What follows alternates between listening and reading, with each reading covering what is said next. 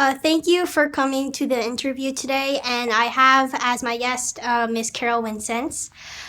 We met in the winter of 2015, and now I'm a student of Miss Wincenc at the Juilliard Pre-College.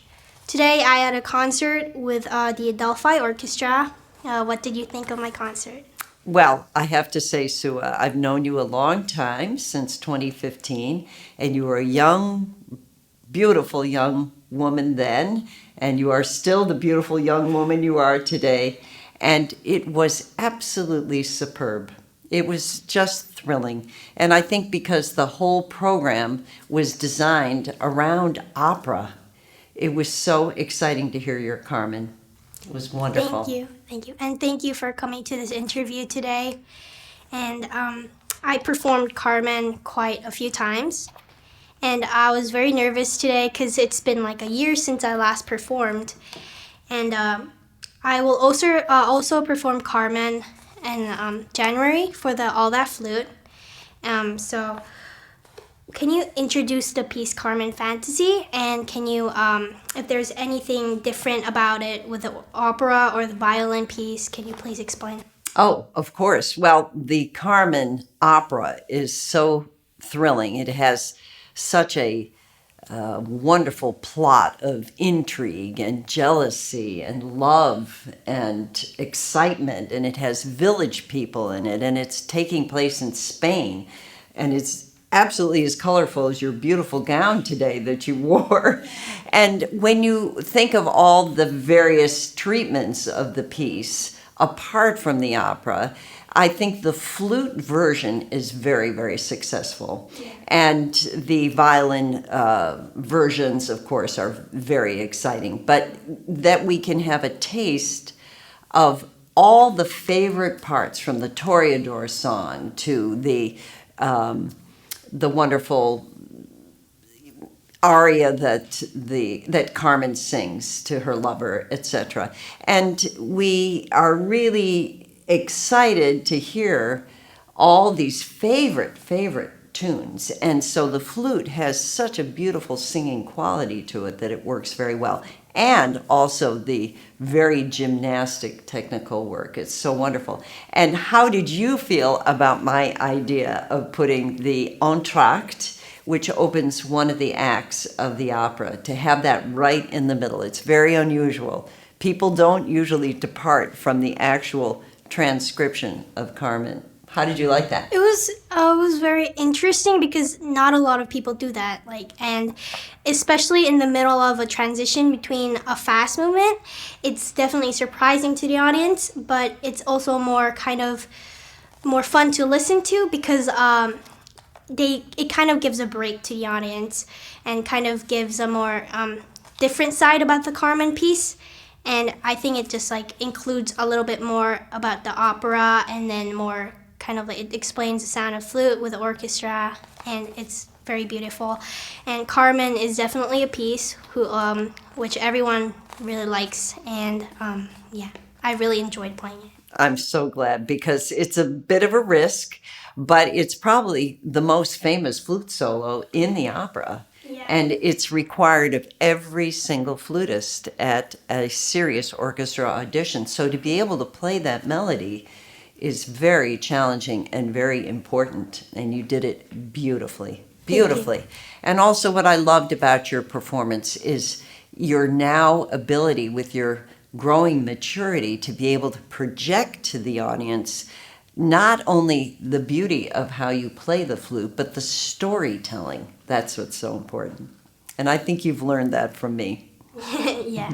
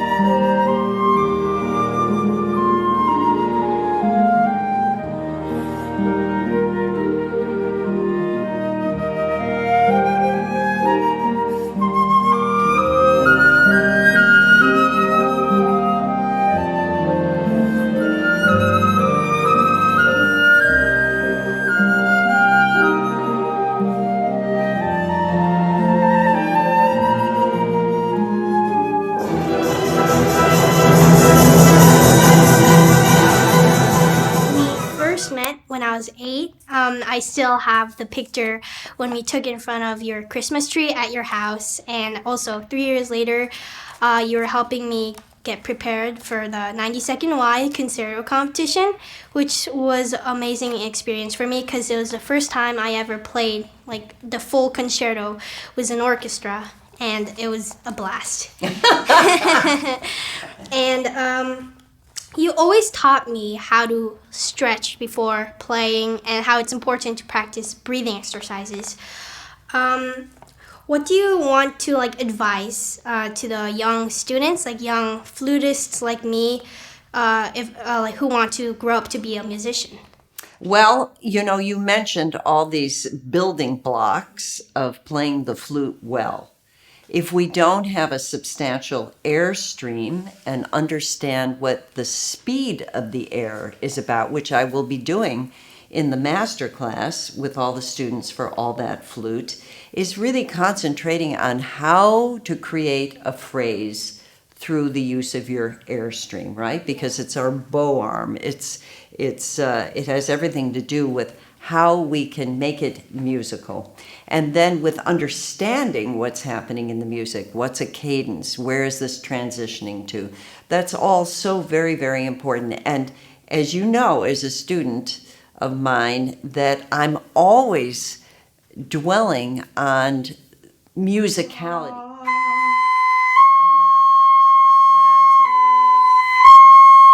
Use your hand like this. So breathing in. Good. Try that. Try using your hand like you're conducting. In.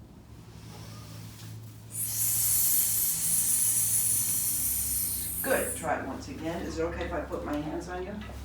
Okay, so breathe in again. In. Use your hand. It doesn't matter if you're playing your Tafanel Gobert scales, if you're working on long tones with your vibrato or non-vibrato. It's always about, is this musically interesting, right? Because my father, who was a wonderful musician and a violinist and symphony conductor, he used to say, if you don't enjoy what you're doing, no one else will. And of course, when you play, you are so enjoying it and you're able to go off the page, which will be interesting to explain to the audience at All That Flute. What does that mean to go off the page? In other words, to make it sound like it's an improvisation, So I think that all these studies that you've had in this country and then being able to go back to Korea and share that with the audiences there is very, very special because you have a remarkable country in South Korea. Mm-hmm. I definitely learned a lot how to express my musical ability, and I'm very thankful to have met a teacher like you, and you always inspire me to get forward with my musical life. And I love how Miss Wincenc treats me like a musician, even though I'm a young student. She doesn't treat me as young. She doesn't give me exceptions. She treats me like a real musician. And also, one day at Juilliard pre-college, I think we were doing long tones, and I had a very smaller sound then, and I was kind of shy and that kind of quiet girl at first when I came to her in pre-college. And she opened the door and told me to walk through a hallway, just playing the flute, walking around. And at first I was like, no, I'm not doing that because there are people outside.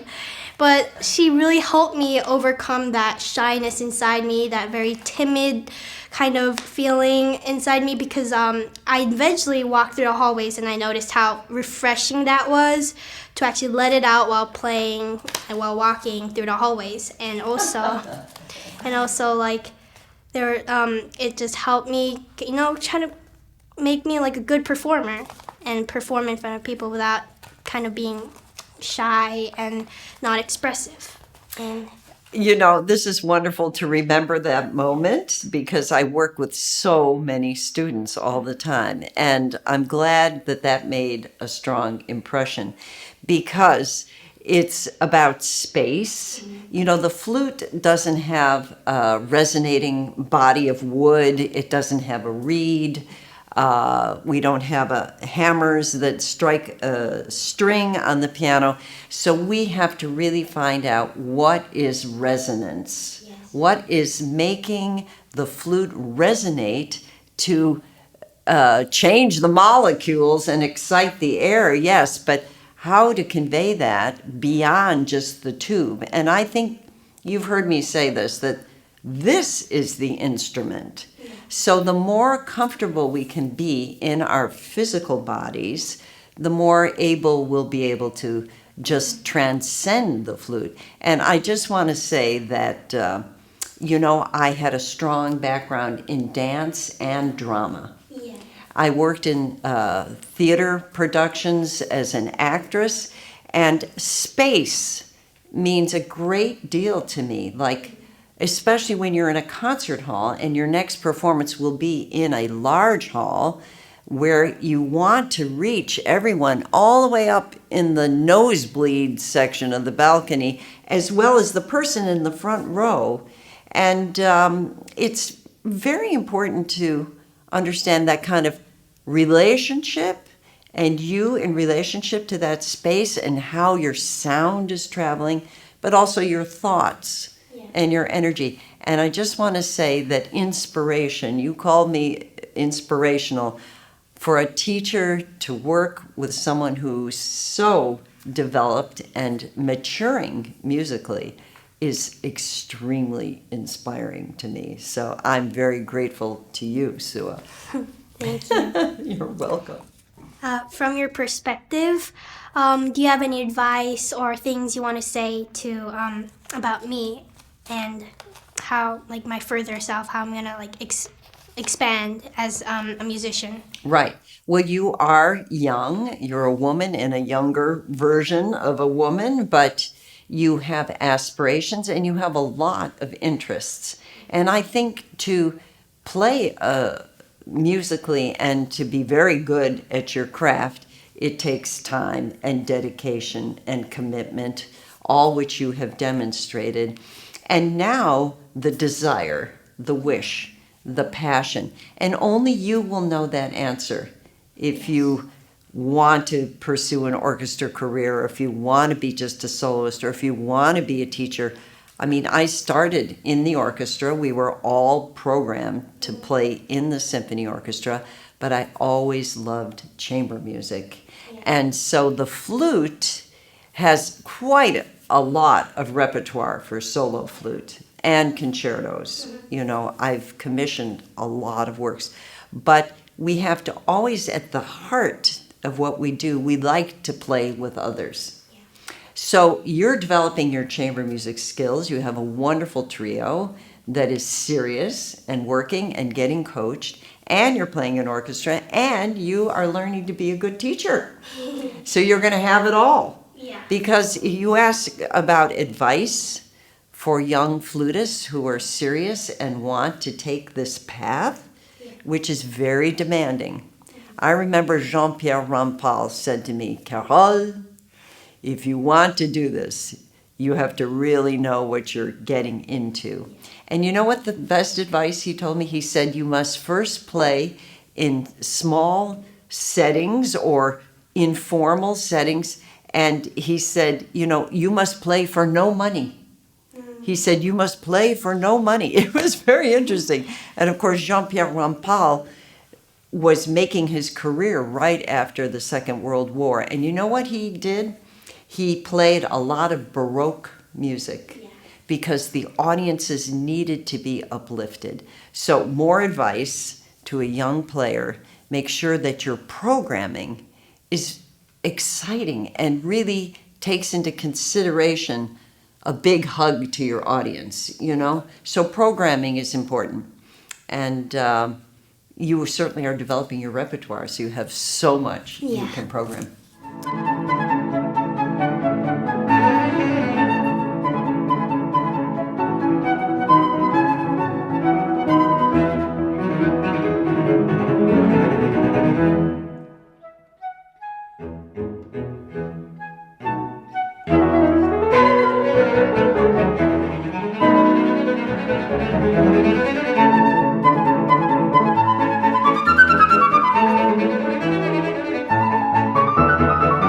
Also, young musicians and musicians internationally, their skills are like getting better and better, and there's a lot of diversity at Juilliard. And for example, Korean students or other students, do you have any advice, like preparatory tips, for example, if they wanted to come into the Juilliard school, what they have to prepare? Absolutely. And now in this world of technology, how you are recorded and videoed makes a big difference. And not everyone has access to a beautiful professional studio, but still, even with your iPhone or whatever you're using, there's a way to understand how you have to be able to present yourself to get the right sound, for example, but where you're more human than otherwise. In other words, you're a human being, and we want to see all of you who are coming from another country or even the United States. We want to meet the human being behind that instrument. We want to know that you care, and we want not only to hear perfect playing and beautifully nuanced playing, but also that your heart is open to wanting to say what you want to say on the instrument. That's very important. And we as a jury can perceive that, something that's sincere and something that's kind of removed, from the music. So it's, sing your pieces, get comfortable with the deep music that you're trying to convey. And also, I think you say international students, the globe is becoming one. So we don't really distinguish if somebody's from abroad or this or that, because music is the universal language. So we're very lucky that we have that. But nowadays, you do have to speak as part of your presentation in a pre-screen. We ask for a little short conversation from you, which is going to give us an insight to what are you about and who are you? That's really interesting. I've heard so many of those. So that's all ahead of you, which you are going to be very prepared for. And also, I think that make sure your pianist is really on top of it. That can make a funny impression. And here's another thing. You don't have a second chance to make a great first impression. Yes. So be careful who your collaborators are and what kind of repertoire you're picking that reflects you, something that you love to play, right? And also that's within reason, because technique is paramount, in competing at a very high level for Juilliard, for example. Yeah. So. Thank you for your amazing advices. And lastly, if you have anything to say, feel free to say to the audiences all around the world. Well, I'm very excited to be part of All That Flute, and I love the title, All That Flute. It has some kind of a jazzy tone to it.